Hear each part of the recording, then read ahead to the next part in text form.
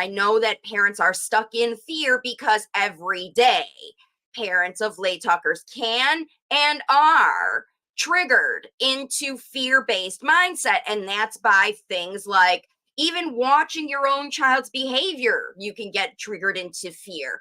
What you read on the internet, the propaganda of acceptance and awareness and all those things, and how these diseases and disorders and labels are a good thing to have, and the fake news and propaganda about it, and even whispers and gossip and things that are happening from other people, not to mention red flag checklists that are triggering you. So I know that fear is out there, and I know these things are doing it, and here they are as a result of those things, right? So judgment happens by others and or yourself that you are failing, and these fear triggers are distracting you. As a result of these things that are going on outside of your control and even in your control, you are distracted by these things: judgment by others or yourself, insecurity and doubt in your ability to help your child. My child's to this, they've got this disorder, I can't do it, I need experts. And that's what happens is dependence. You move into dependence on experts, therapies, diets, supplements, because you don't feel like you can do it, you have to get other things. And then there's disappointment, because when you give away your goals and expectations and all those things to other people, they're going to be unmet, because nobody's going to do this as well as you are. Nobody's going to do it in the way that you want. You can't make those therapists be like you, and you're going to be disappointed if you expect those things, because these are fear triggers. This happens to everyone. If it's not one or more, you've been through this. There's self-blame over poor return on your investments. You can blame yourself over giving your kids video. You can blame them over taking them, leaving them with babysitters that didn't talk to them, whatever. You didn't get the outcome you wanted. You could be stuck in guilt or shame due to those previous decisions and time. So now you're blaming yourself, and now you're feeling guilty about those things, and you could be stuck in worry. Oh no, I wasted all this time. My child's already X years old. They're never gonna be normal. These are the fear triggers that are distracting you into habits that are keeping you stuck. So if you've been going through any of those things and you start to take action based on those fear-based activities, right? When people judge you, you act on the judgment. When they do that stuff, so when you do it, that's what happens. You end up spending all your money you don't have, and then worrying because you spent money on things, therapies, experts, whatever, that you didn't get return on investment, and now you can't pay your bills or whatever because you spent your money. This is what happens. And then it creates relationship problems with your partners. They beg you to stop being obsessive about these things, and you're like, no, I know what I'm doing. Or you yourself are just feeling so bad about what you've done, in fear, guilt, blame, shame, all those things that are going on, right? Then that's what happens. Here they are, the habits that are blocking your progress. And if you're stuck in one of these habits, then you're really going to find yourself in, a really tough spot to get out of. And this is what this video is all about. And insecurity and self-doubt, right? If you believe these judgmental ideas that other people are saying to you, then that's going to leave you in insecurity. And that's the habit, right? Remember, these are the actions that happen. Somebody says judgmental stuff, you believe it. You give your power away to experts, they take it from you, and now you're depending on them to get the progress that you want to see. And remember, these all come from that frustration and stuff. Now, unrealistic expectations, prayer, quick fixes. I'm just going to do the Nemechek protocol, and I'm just going to stop the video time, and it's going to come back. Like, these are errors in judgment based on unrealistic expectations. And these are habits that come from promises. Yeah, just give it to me, I'll fix your kid. Just let them take this thing. Remember, you could even be getting this temptation from people trying to sell you stuff, right? And then you've got the blame game. So maybe you did make investments in things, or you did have unrealistic expectations, and then you figured it out. Or maybe you didn't figure it out and you're just blaming these therapists. They're doing it wrong. They don't know how to do it. They aren't skilled. You're blaming other people, or you could be angry, or even comparing. This therapist is better than this therapist. If you've gone through 5 or 6 therapists, right, you're still stuck in these fear habits because you're not realizing that you are better than anything. And then the guilt and shame happens. Every parent goes through it when you realize your responsibility. You're the one that gave your kids the phone. You're the one that can't spend time. You're just going to have to change and get out of the comfort zones you created. But you can't do that if you're stuck in guilt and shame.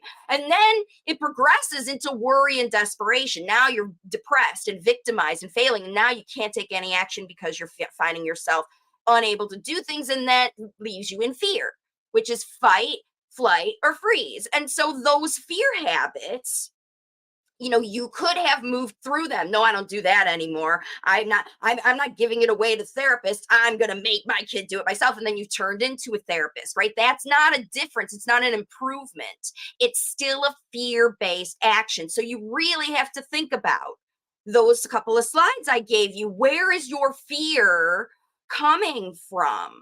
So, I think that's it. Farisha, look at, she just joined on. I just hopped on here, and I have to say, literally 2 days ago, I let go of the delays my kid has and stopped feeling stressed, guilty for the way my 3-year-old is getting looked at in school, and how there's more things coming because you're realizing that your mindset about this could be stopping you from taking the actions you have. And let's talk about how that's coming more, because this is a really important thing, right?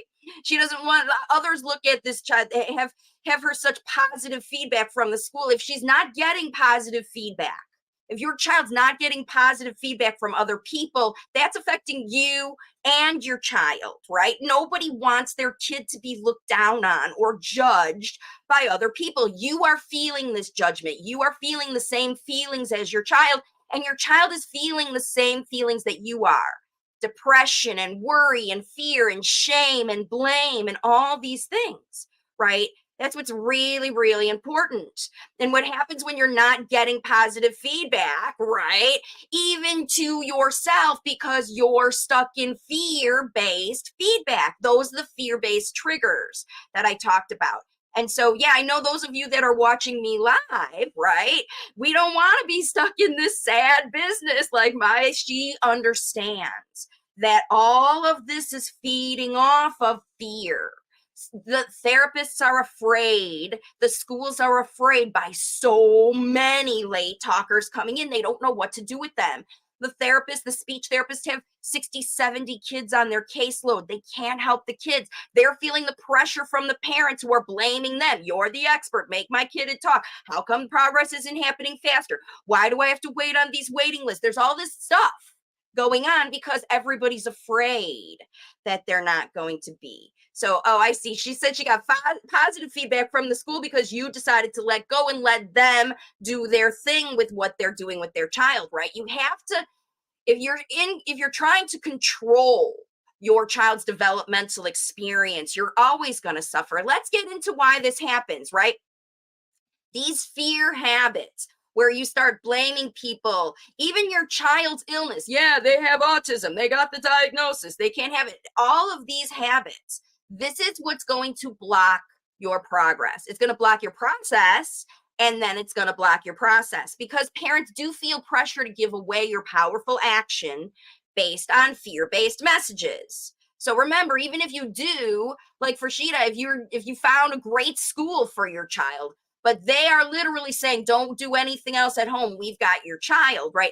Worrying isn't what you got to do. There is something that you have to do instead. And I've got ideas for you, for Sheeta, just so you can replace this feeling of pressure to give away, right? Because this is what happens. This is how this cycle happens, and you end up feeling stuck. So judgment results in suffering because it causes people to feel insecurity and self-doubt.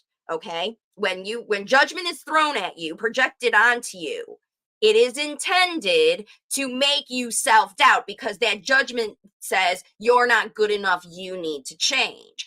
And then that self-doubt comes into, well, if I can't change myself, I have to pay someone or get someone or enlist someone to do this for me, because that judgment says I'm bad, I'll never be good, right? That you just fall into this fear. And then the dependence goes into unmet expectations, because nobody can do it as well as you. Nobody will do it as well as you. That's what happened to Rashida. She got into unmet expectations of the school because she was kept trying to change them to be different with their kid. And then she let go, and now he's happy there. So I think it matters a lot that, if you get rid of unmet expectations, when you think about all these things, you can give them up. Insecurity, dependence. It's just that you're triggered by these things, this fear-based stuff.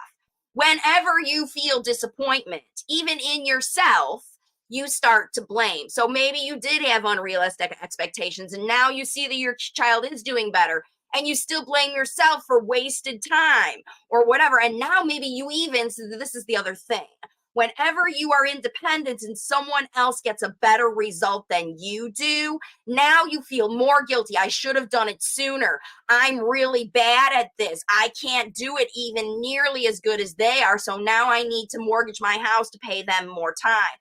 And then you give away. No, they're better than me. That's this idea that you feel when someone else gets a better result. Because remember, you're still holding on to those expectations. I want my kids to talk on command. I want them to answer questions. Oh yeah, it's all the ticks. And they need to respond to their name, make eye contact, respond to their name from across the room. Because remember, these are the qualifiers for regular school. Can they follow multi-step directions? Can they sit and listen to a story in a group? Will they stay in the room? Can they follow rules? Do they understand boundaries? Can they share stories and information if they get hurt? Are they self-sufficient? Right? Remember, if you're trying to tick those boxes by making your kid perform that way based on skills and activities. Look, I'm going to make him follow the rules by hand over hand, whatever you're doing. Remember, that's where you're stuck in. How is the developmental experience going to get your child there independently without you or someone else having to make them do those things by forcing? Yeah, that's the whole ideas. Right. So that's it. So she says, thank you. My child is doing so much progress when I don't pay attention or think about the delays she has. Right. Because when you're not thinking about the delays she has or the problems you have because she's to this and I can't this because she's to that. Right. It's all whatever those vague words are happening in your mind. It's different for every mom. You feel a different way about your child. But as soon as you start looking at their abilities, there's the things they can do, the bright little light that shines out of them, and the things when they're funny, when they're witty, when they do something better than you, right? Whatever that is. That's when you can dig into your facilitation, because then you're not worried about what they can't do, and you're not trying to make them do those things so that they can pass somebody else's test. They'll pass other people's tests when you show them how to be functional with a capital FUN and enjoy and explore and learn from every new place they go. I know a lot of parents are sending me notes about the social aspect, like they can play with their parents at home and they're doing things at home, but they can't go out in the world. And that's because you're still prompting and testing them at home. They're just good. They've learned your game. They've learned your rules. They've learned your strategies, and they've learned how to perform to get the goods. Even if the goods are good job, you said this. If you've got a book with 50 animals on a page and you're proud of the fact that you're able to say, where's the platypus? Where's the zebra? Where's the, kangaroo? And your child can find all these animals, but they aren't having social skills. That means you need to put that book away and start watching videos to learn how to be more functional with your child, just like Maya did. And Maya says that her 3-year-old loves watching me when she watches the videos because kids like the way I talk. Explain things over and over in multiple ways. And even though I'm talking super fast on these videos and explaining things with grown-up words with a lot of details, even 3-year-olds understand, because I'm talking about them and their life and their situation, right? They're relating, they're happy. These children are happy that you're watching my videos because you're learning a better way to interact with them. You're learning how to change and get into new habits. And that's what I want to help you do today.